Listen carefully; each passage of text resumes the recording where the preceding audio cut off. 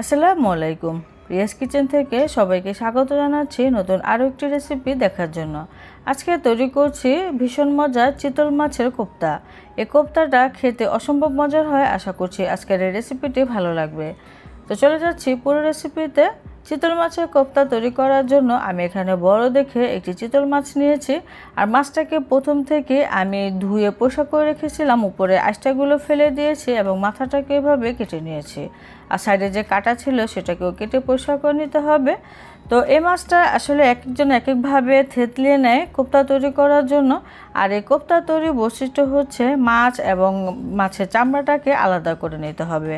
তো আমি আজকে একটি হ্যামার দিয়ে এই চিতল মাছটাকে থেতলিয়ে নিব, সেজন্য একটি পলির ভিতরে ভরে নিলাম যেন আশেপাশে জায়গাটা আবার নষ্ট না হয়।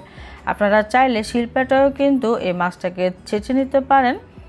তো আমি একটি হ্যামার নিয়েছি, এই ধারালো সাইডটাকে দিব না, এরকম যে সমান সাইডটা থাকে এটা দিয়ে থেতলে নিতে হবে।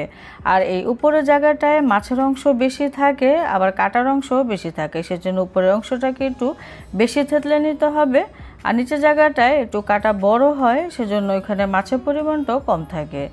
আমি একটু সময় নিয়ে মাছটাকে থেতলে নিয়েছি। মাছটা এমনভাবে থেতলে নিতে হবে যেন মাছটা খুব সুন্দরভাবে একবারে ম্যাশ হয়ে যায় এবং উপরের চামড়াটা ভালো থাকে, কারণ উপরের চামড়াটাই কিন্তু আমাদের পরবর্তীতে লাগবে, সেজন্য চামড়াটা যেন কোনোভাবে নষ্ট না হয়।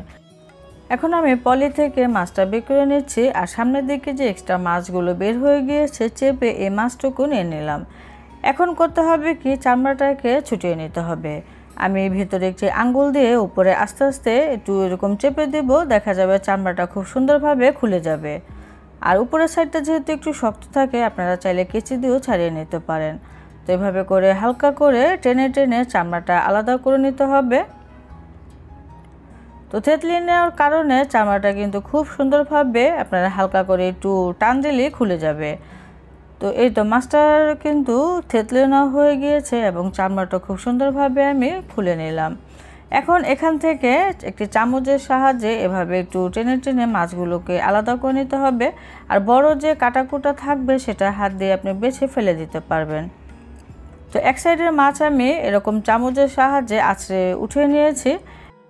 এখন অপর সাইডের মাছগুলো আমি ঠিক প্রথমবারের মতো চামচ দিয়ে আঁচড়ে আঁচড়ে উঠিয়ে নেব। কাটা থেকেও মাছগুলো আলাদা করে নিতে হবে। তো এখানে যেহেতু বড় কাটা তো হাত দিয়ে পরিষ্কার করা যায়, আমি কাটাগুলো বেছে মাছগুলো উঠিয়ে নিয়েছি। আর বড় কাটা থেকেও সমস্ত মাছগুলো আমি নিয়ে নিলাম। এখন এই চামড়াটাকে খুব ভালো করে পরিষ্কার করে নিতে হবে। আপনি চামচের সাহায্যে এরকম একটু আঁচড়ে নেবেন, দেখা যায় চামড়ার মধ্যে যে কাটাকুটা থাকবে সেগুলো খুব সুন্দরভাবে পরিষ্কার হয়ে যাবে। আর এই মাছগুলোকে আমি এক সাইডে রেখে দিচ্ছি। তো চামড়াটা পরিষ্কার করে আমি ভালো করে ধুয়ে এনেছি। তো পানিটাকে খুব ভালো করে নিগিয়ে নিতে হবে। চিতল মাছের চামড়া কিন্তু এখন আমার পুরোপুরি রেডি। আমি এখন মাছের পুরটা রেডি করে নিব। মাছগুলো মেপে নিচ্ছি। তো এখানে 2 কাপ পরিমাণে মাছ হয়েছে, সেই সাথে এখানে আমি আধা কাপ পরিমাণে দিয়ে দিচ্ছি পেঁয়াজ কুচি। পেঁয়াজটা খুব ভালো করে মিহি কুচি করে নিতে হবে। পেঁয়াজের পরিমাণটা এর থেকে বেশি দেওয়ার দরকার নেই। এখানে আমি আধা কাপ পরিমাণে ধনেপাতা কুচি এবং স্বাদ অনুযায়ী কাঁচামরিচ কুচি দিয়ে দিলাম। 1 চা চামচ হলুদ গুঁড়া, 1 চা চামচ মরিচের গুঁড়া এবং সেই সাথে 1 চা চামচ দিয়ে দিলাম ধনিয়া গুঁড়া, আধা চা চামচ দিলাম জিরার গুঁড়া এবং সেই সাথে আধা চা চামচ পরিমাণে গরম মশলা গুঁড়া দিতে হবে। এখন লবণ দিয়ে দিচ্ছি। আমি এখানে 1 চা চামচ পরিমাণে লবণ দিলাম, আর 2 চা চামচ পরিমাণে দিয়ে দিচ্ছি আদা রসুন বাটা। ঝালের পরিমাণটা বেশি খেলে কাঁচামরিচ কুচি একটু বাড়িয়ে দিতে পারেন। এখানে আমি একটু লেবুর রস দিয়ে দিচ্ছি। তো 2 চা চামচ পরিমাণে লেবুর রস দিলে হয়ে যাবে। এখানে আমি একটু মাছের কাটাকুটা সহজে মাছগুলো লাগানো ছিল, মানে একবারে গুঁড়া গুঁড়া কাটা, তো সেই অংশটুকু আমি একটু বেটে নিয়েছি। এতে করে দেখা যাবে কোফতা 2-1টা বেটে যাবে। তো সমস্ত কিছু দেওয়া হয়ে গেলে খুব ভালো করে এরকম মিশিয়ে নিতে হবে। আর লবণটা অবশ্যই স্বাদ অনুযায়ী আপনারা দিবেন। আমি 1 চা চামচ উঁচু করে দিয়েছি, লবণটা ঠিক ছিল। তো মেশানো হয়ে গিয়েছে। এখন আমি মাছের যে চামড়াটা রেডি করেছিলাম সেখানে এই মাছের পুরটা দিয়ে দিব। দিয়ে সে প্রথমবারের মতো মাছের শেপে করে নিতে হবে। তো উপর সাইডে মাছের মতো বেশি করে দিতে হবে এবং নিচের সাইডে মাছের পুরের পরিমাণটা কমিয়ে দিতে হবে, আর একটু সমান করে দিতে হবে। ফলি মাছ দিয়েও কিন্তু এরকম কোফতা তৈরি করা যায়, আবার চিতল মাছ দিয়েও করা যায়। মাছের সাইজটা যদি আবার বেশি বড় হয়ে যায় তাহলে প্রথম অবস্থায় 2 টুকরো করে তারপরে সেটাকে থেতলিয়ে এরকম পরবর্তীতে মাছের পুর ভরে নিতে হবে, তাহলে সেটা পরবর্তীতে ভাজতেও সুবিধা হয়। আমি একটি ছুরির সাহায্যে মাছের সাইডটা একটু সমান করে দিলাম, আর সবটুকু পুর কিন্তু আমি ভিতরে ভরে দিয়েছি। এখন চামড়াটা দিয়ে এভাবে একটু আটকে দিতে হবে বা ঢেকে দিতে হবে। তো পুরোটাই আমি ঠিক একইভাবে রেডি করে নিয়েছি, সম্পূর্ণ মাছের পুরটুকু দিয়ে আবারও সে মাছের মতো বানিয়ে ফেললাম। এখন এই আস্ত চিতল মাছটাকে প্রথমে ভেজে নিতে হবে, সেজন্য আমি একটি গ্রিল প্যান বসিয়েছি। এত বড় ফ্রাই প্যান আসলে আমার কাছে নেই। এখন পরিমাণ মতো তেল দিয়ে দিতে হবে, আর এই পর্যায়ে আপনার তেলের পরিমাণটা বেশি একটা লাগবে না, কম তেলে এই আস্ত মাছটাকে প্রথমে ভেজে নিতে হবে। সেজন্য আমি কম তেল দিয়েছি। তারপরে সেই মাছটা দিয়ে দিলাম। চুলার জালটা মিডিয়ামে থেকে কিছুটা কমিয়ে রেখে এই মাছটাকে ভেজে নিতে হবে, কারণ ভিতরেও কিন্তু সেদ্ধ হতে হবে। তো আমি ফ্রাই প্যান থেকে এরকম কিছু গরম তেল উঠিয়ে মাছের উপরে দিয়ে দিচ্ছি। তো কিছুক্ষণ পরের অবস্থায় এটা মাছটা অনেকটাই ভাজা হয়ে গিয়েছে, আর এরকম একটু উল্টে পাল্টে ভেজে নিতে হবে, তাহলে যেন চারো সাইডটা ভাজা হয়। মাছটা কিন্তু আমার ভাজা হয়ে গিয়েছে, খুবই সুন্দর একটি কালারও চলে এসেছে। এখন আমি গ্রিল প্যান থেকে নামিয়ে একটু চপড়া বোর্ডে রেখে দিচ্ছি।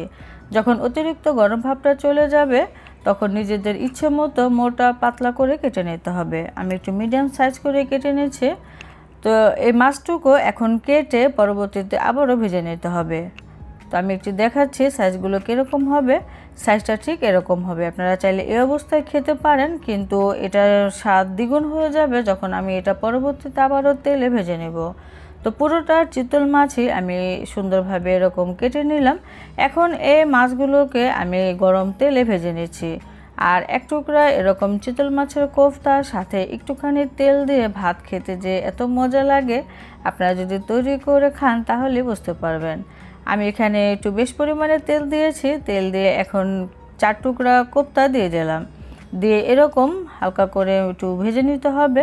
কালারটা ঠিক এরকম আসবে, তাহলে খেতে কিন্তু ভীষণ মজা লাগবে। এখন আমি নামিয়ে নিচ্ছি, ভাজা হয়ে গিয়েছে।